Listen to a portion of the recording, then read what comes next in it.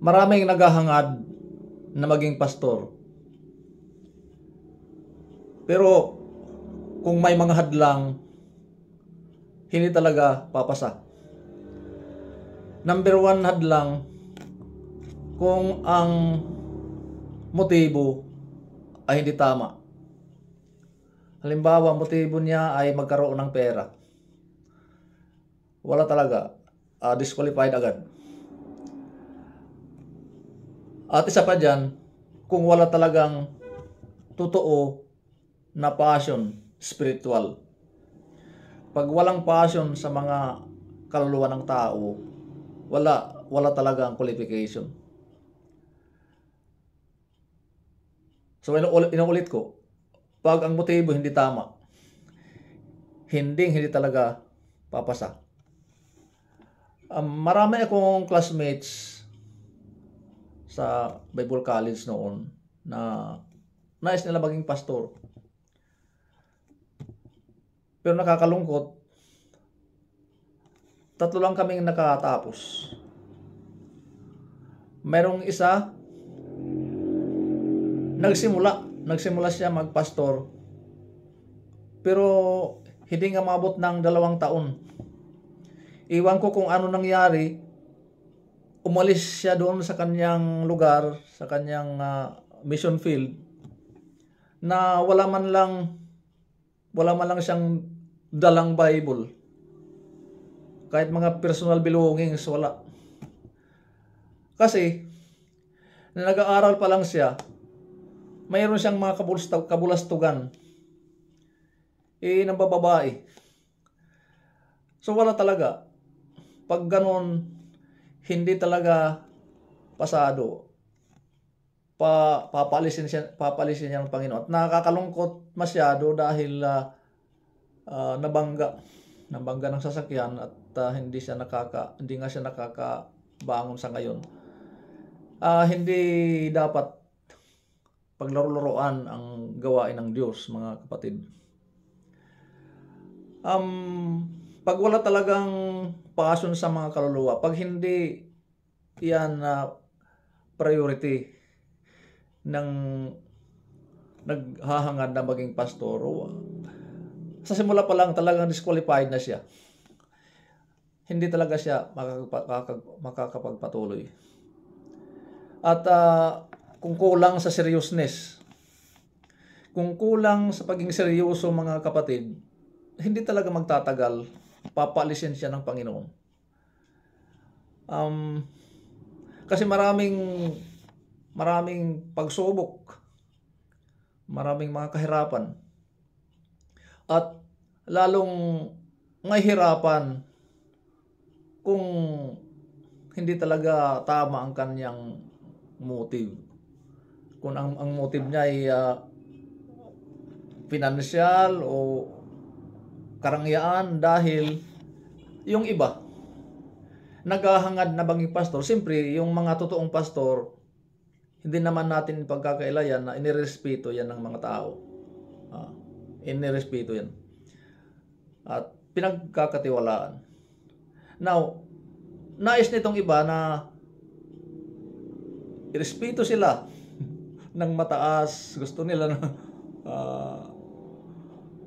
maging likable kasi gusto nila maging marami ang marami bang kumahanga. So kung ganun ang motibo ng tao, wala yan talaga, disqualified yan, dahil ang Panginoon nakakabasa ng puso, nakakabasa ng isip, nakakabasa ng motibo.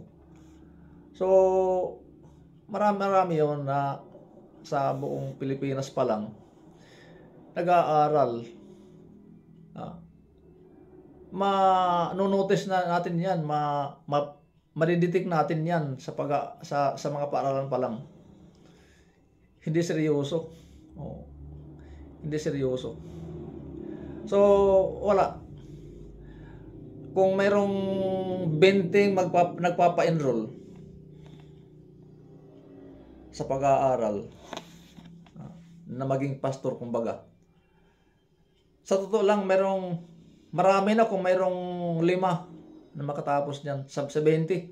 Marami na kung mayroong 5 makatapos. Ang ibang hindi pa nangangalahati, nag-quit na. Umaatras na, humihinto na. So, ulitin ko, sa 20 na mag-enroll na maging pastor, marami na yung 5 na makakatapos. At yung 5 na yan, makatapos man, hindi yan lahat na nagmi-mission, hindi lang yan na pupunta, hindi yan lahat sumusunod sa Panginoon sa pag-perform ng Great Commission. So, wala.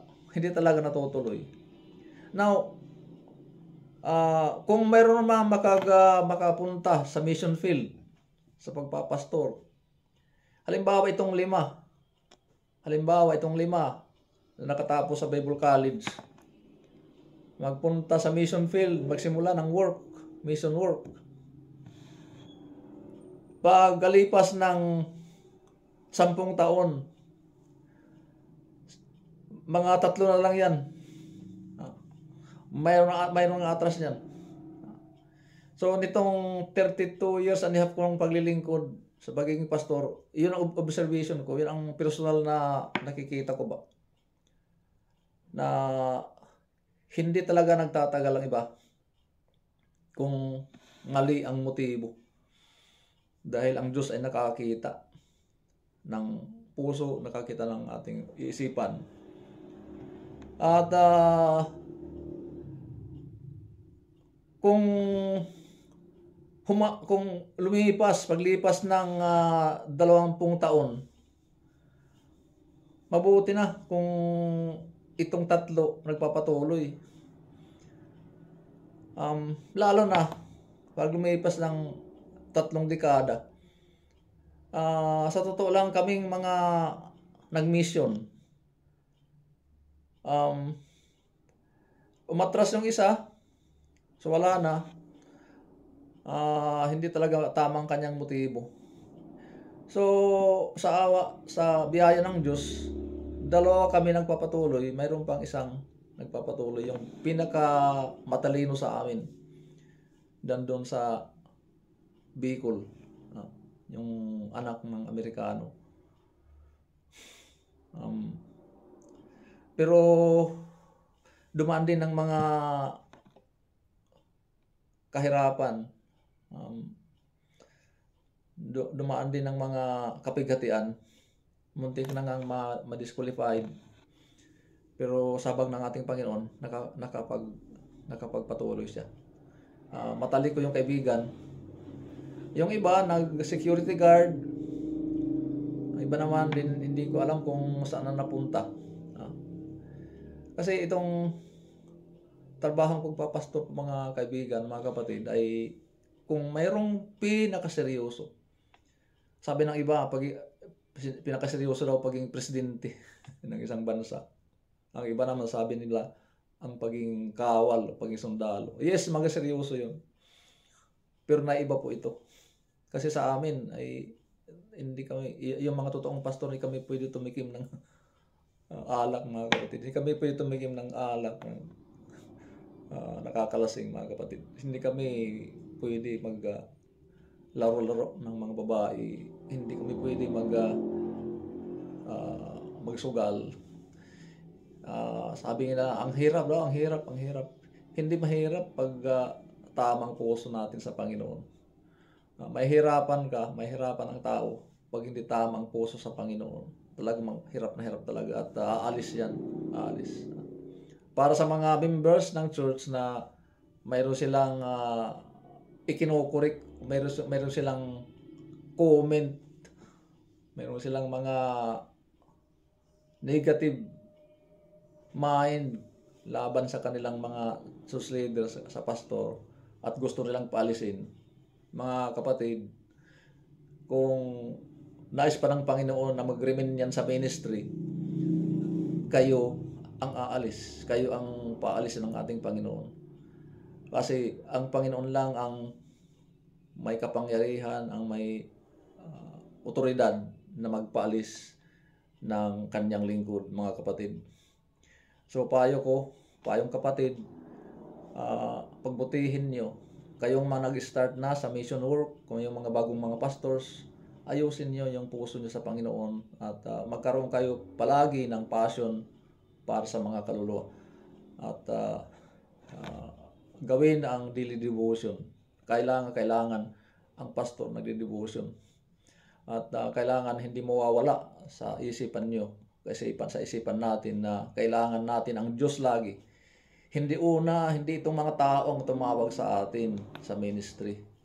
Hindi yung mga tao. Ang Diyos ang tumawag sa atin upang tayo maligtas, upang tayo mapunta sa ministry. At hindi natin iwaglit. Hindi natin ihinto. Hindi natin itigil ang pag-ibig sa Diyos at pag-ibig sa mga kaluluwa. Yun mga kapatid. At huwag tayo magkaroon ng pag-iisip na sa ministry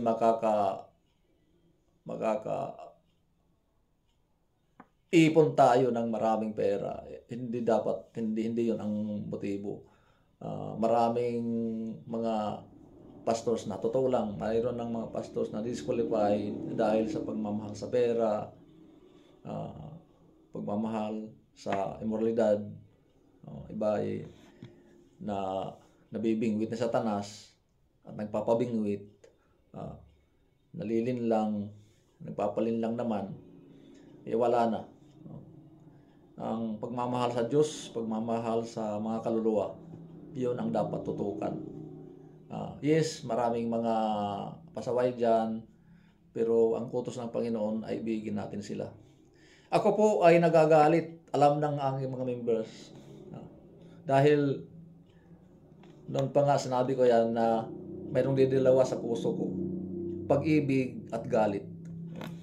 Ako po ay magagalitin sa mga nagluloko. Ginagawang laro-laruan ang gawain ng Diyos.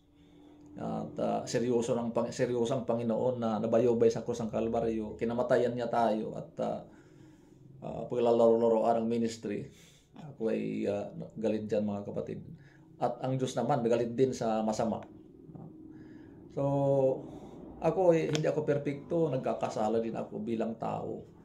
Pero ang aking puso, ang tinitibok ng puso ko, ang aking passion ay nasa Panginoon, nasa mga kaluluwa, nasa ministry.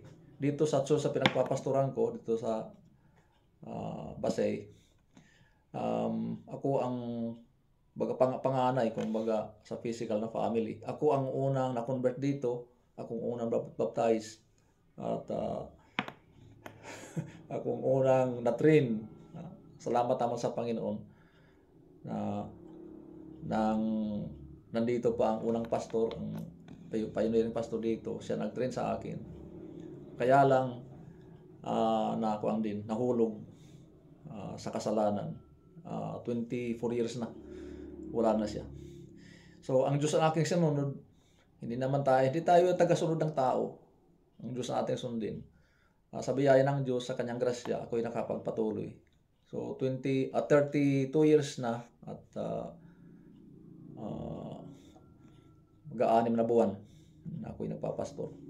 Ako'y naka-experience ng mission pastor, associate pastor, at senior pastor ko.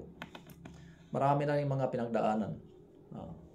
Pero sa gabay ng ating Panginoon, sa kanyang biyaya, nakakayanan itong mga kahirapan sa ministry, mga kapatid. So maraming salamat po. God bless you all. I love you all.